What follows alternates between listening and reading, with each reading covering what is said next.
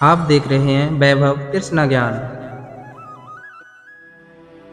हिंदू धर्म ग्रंथों में 7 चिरंजीवियों का वर्णन मिलता है, जिसमें हनुमान जी, परशुराम, राजा बलि, विभीषण, अश्वत्थामा, महर्षि व्यास और कृपाचार्य शामिल हैं। चिरंजीवी अर्थात चिरकाल तक जीवित रहने वाले। यह सभी चिरंजीवी किसी वरदान, श्राप या किसी नियम से बंधे हैं। इनके बारे में कहा जाता है कि ये मृत्यु के बंधन से मुक्त हैं और आज भी पृथ्वी पर जीवित हैं। लेकिन क्या आप जानते हैं कि इन देव पुरुषों को चिरंजीवी का वरदान किसने और क्यों दिया? चलिए जानते हैं इनसे जुड़ी रोचक कथा के बारे में। इस दौरान हम आपको ये भी बताएंगे सब चिरंजीवी वर्तमान में धरती पर कौन से स्थान पर मौजूद हैं और ये किसकी प्रतीक्षा कर रहे हैं। अश्वत्थामा, बलिव्यास, हनुमान, कृपाचार्य, परशुराम। साथियों, पद्म पुराण के एक श्लोक में हमें सप्त चिरंजीवियों के अमर होने के बारे में बताया गया है।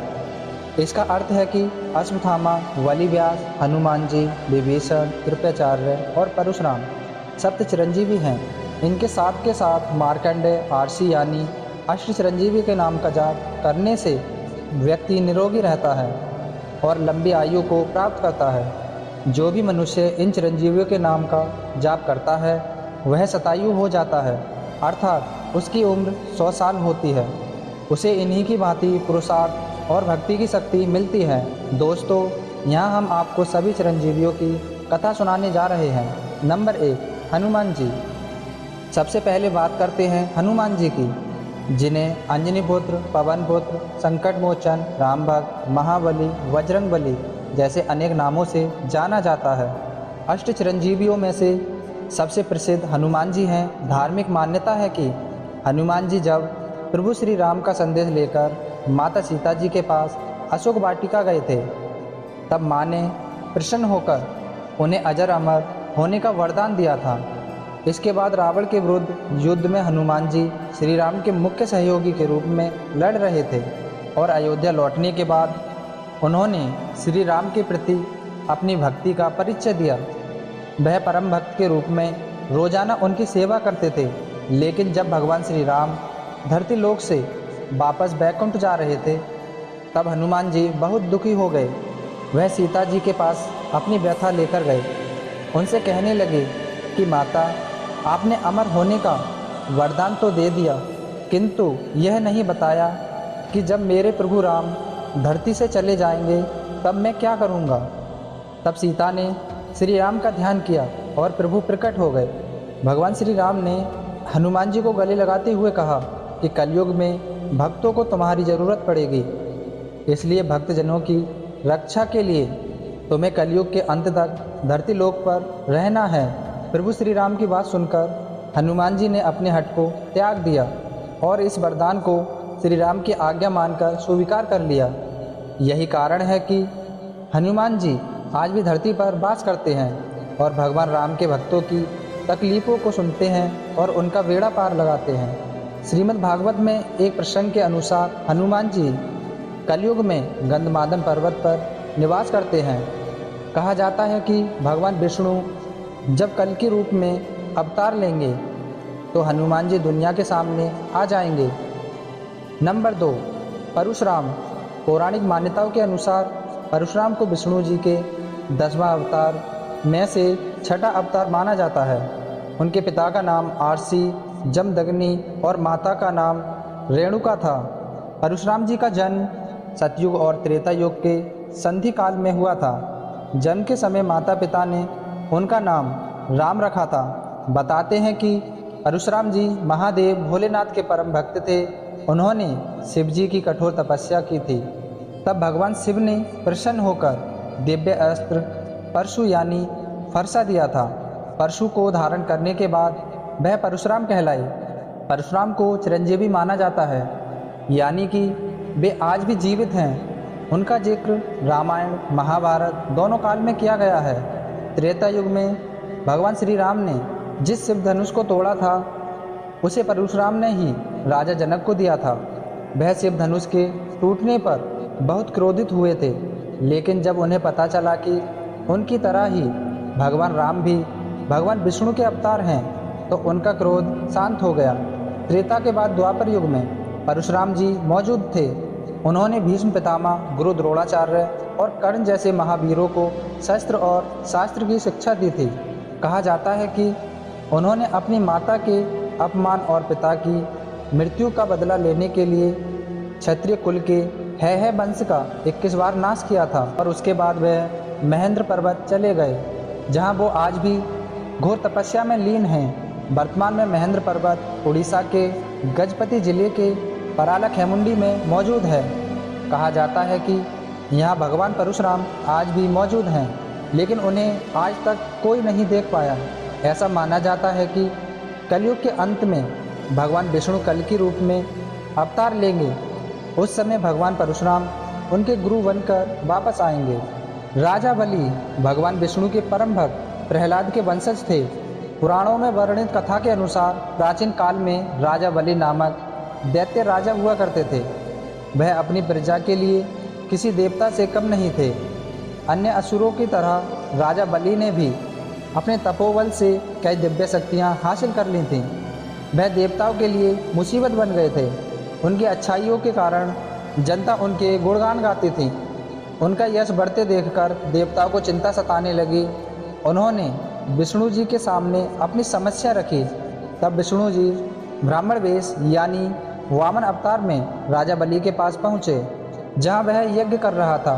राजा ने ब्राह्मण रूपी विष्णु जी से कहा कि आप क्या मांगना चाहते हो। तब उन्होंने 3 पग भूमि मांग ली, जिसे राजा बलि खुशी खुशी देने को तैयार हो गए। कहते हैं कि वामन भगवान ने 2 पग में धरती और आकाश नाप लिया था।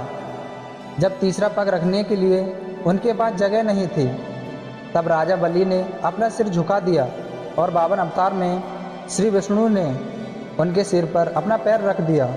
बलि की भक्ति से प्रसन्न होकर विष्णु जी ने उन्हें पाताल लोक का अनंत काल तक राजा बने रहने का वरदान दिया। इसलिए मान्यता है कि राजा बलि को अमृत प्राप्त है और वह अब भी पाताल लोक में राज कर रहे हैं। सदियों से ऐसी मान्यता चली आ रही है। ओणम के दिन राजा बलि अपनी प्रजा से मिलने आते हैं। इसी खुशी में मलयाली समाज ओणम पर्व मनाते हैं। इसके अलावा नई फसल आने की खुशी में भी मनाया जाता है।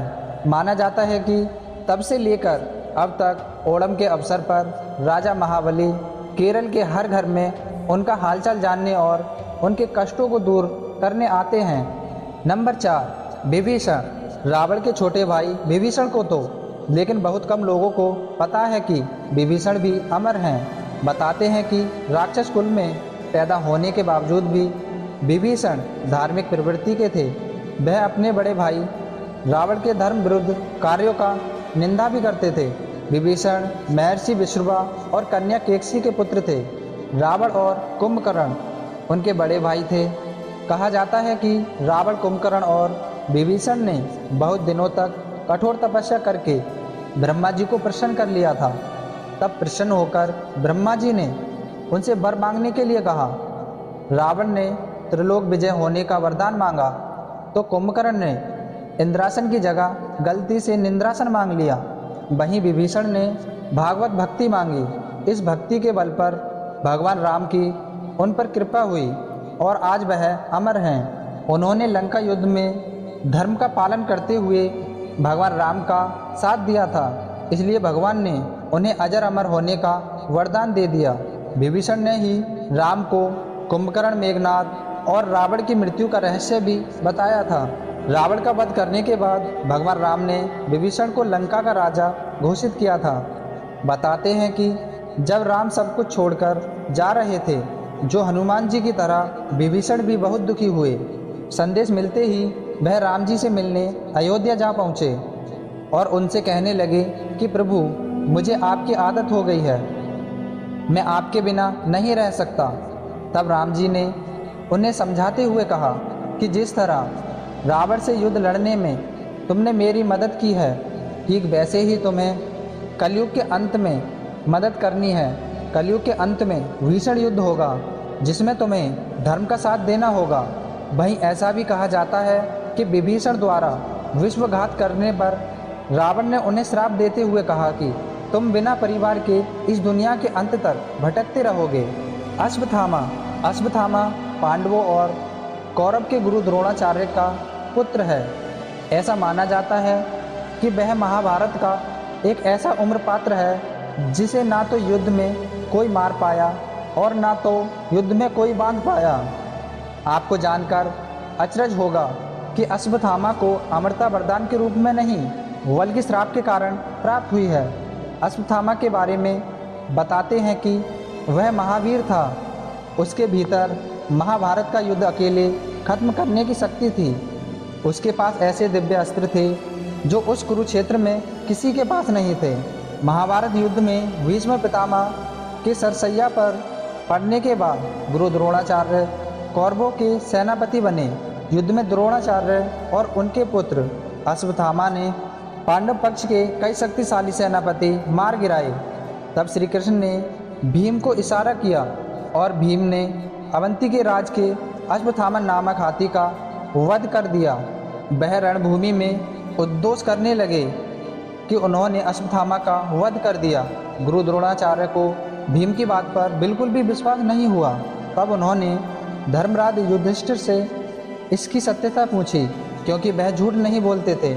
युधिष्ठिर ने जवाब दिया कि अश्वत्थामा मारा गया, परंतु मगर हाथी बोलते समय श्री कृष्ण ने शंखनाद कर दिया, जिसके शोर के चलते द्रोणाचार्य हाथी शब्द नहीं सुन पाए। पुत्र की खबर सुनकर द्रोणाचार्य शोक में डूब गए और उन्होंने शस्त्र त्याग दिए। तभी द्रौपदी के भाई दृष्टि ने तलवार से उनका सिर काट दिया। जब ये सूचना अश्वत्थामा को मिली थी तो वह प्रतिशोध की आग में जल रहा था। वह युद्ध समाप्त होने के बाद पांडव शिविर में पहुंचा, जहां पांडव के 5 पुत्र सो रहे थे। अश्वत्थामा ने उन्हें पांडव समझकर मार डाला, यहाँ तक कि उसने उत्तरा की कोख में पल रहे अभिमन्यु के पुत्र परीक्षित पर ब्रह्मास्त्र चला दिया। पांडव के वंश का समूल नाश करने का प्रयास किया। भगवान श्री कृष्ण उसके इस कृत्य से बहुत क्रोधित हुए। तब उन्होंने अश्वत्थामा के माथे से मणि निकाल ली और उसे चिरकाल तक भटकते रहने का श्राप दिया। कहते हैं कि अश्वत्थामा के माथे से मणि के स्थान से मवाद बहता रहता था। ऐसा दावा किया जाता है कि वह कई मंदिरों में आकर पूजा करते हैं और मवाद को रोकने के लिए घी जैसी चीज़ें मांगते हैं। कृपाचार्य कौरव और पांडवों के गुरु थे और उनका नाम परम तपस्वी राशियों में शामिल है। भले ही कृपाचार्य ने महाभारत का युद्ध कौरवों की तरफ से लड़ा था, लेकिन निष्पक्षता के साथ लड़ा, इसलिए उन्हें अमरता का वरदान मिला। कहा जाता है कि कृपाचार्य ने ही आगे चलकर अभिमन्यु के पुत्र परीक्षित को तमाम विद्याओं में निपुण किया था। कहा जाता है कि कृपाचार्य कौरवों की तरफ से लड़ते हुए भी उन्हें समझाते रहे कि पांडव से संधि कर लें। उन्होंने हमेशा दुर्योधन को पांडव के साथ मिलकर रहने की सलाह दी। महाभारत युद्ध में कर्ण का वध होने पर भी कृपाचार्य ने दुर्योधन को बहुत समझाया। तब दुर्योधन ने कहा कि अब बात इतनी आगे बढ़ चुकी है कि उसके पास युद्ध में वीरगति को प्राप्त होने के सिवाय कोई भी विकल्प नहीं बचा। कृपाचार्य की तटस्थता के कारण उन्हें चिरंजीवी होने का वरदान मिला था। ऐसा माना जाता है कि कृपाचार्य भी कलयुग के संधि काल की प्रतीक्षा कर रहे हैं, जब भगवान विष्णु कल की रूप में अवतार लेंगे और अधर्मियों का विनाश करेंगे और धर्म की स्थापना करेंगे। महर्षि वेदव्यास चारों वेद अर्थात ऋग्वेद, यजुर्वेद, सामवेद और अथर्ववेद के रचनाकार हैं। उन्होंने 18 पुराणों की रचना की थी। साथ ही महाभारत जैसे विस्तृत ग्रंथ की रचना भी वेद व्यास द्वारा ही की गई है। इन्हें भी अमरता का वरदान प्राप्त है। आपको बता दें कि वेद व्यास पराशर और निषाद कन्या सत्यवती के पुत्र हैं। महर्षि वेद व्यास ही थे जिन्होंने महाभारत का युद्ध देखने के लिए संजय को दिव्य दृष्टि प्रदान की थी। संजय ने इसी दिव्य दृष्टि से धृतराष्ट्र को पूरा युद्ध का वर्णन हस्तिनापुर राजमहल में रहते हुए सुनाया था। इतनी विशेषता वाले वेद व्यास को धर्म ग्रंथों में ईश्वर का ही अवतार माना गया है। शास्त्रों के अनुसार महर्षि वेद व्यास तीनों कालों के ज्ञाता हैं। उन्होंने दिव्य दृष्टि से पहले ही यह देख लिया था कि कलयुग में धर्म कमज़ोर पड़ेगा, धर्म के उत्थान के लिए उनकी ज़रूरत पड़ेगी। इसलिए उन्होंने धरती पर रहने का निर्णय लिया।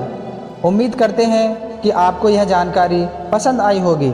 तो दोस्तों, इस वीडियो में फ़िलहाल इतना ही। आगे फिर मिलते हैं एक ऐसी ही रोचक वीडियो के साथ। Thanks for watching.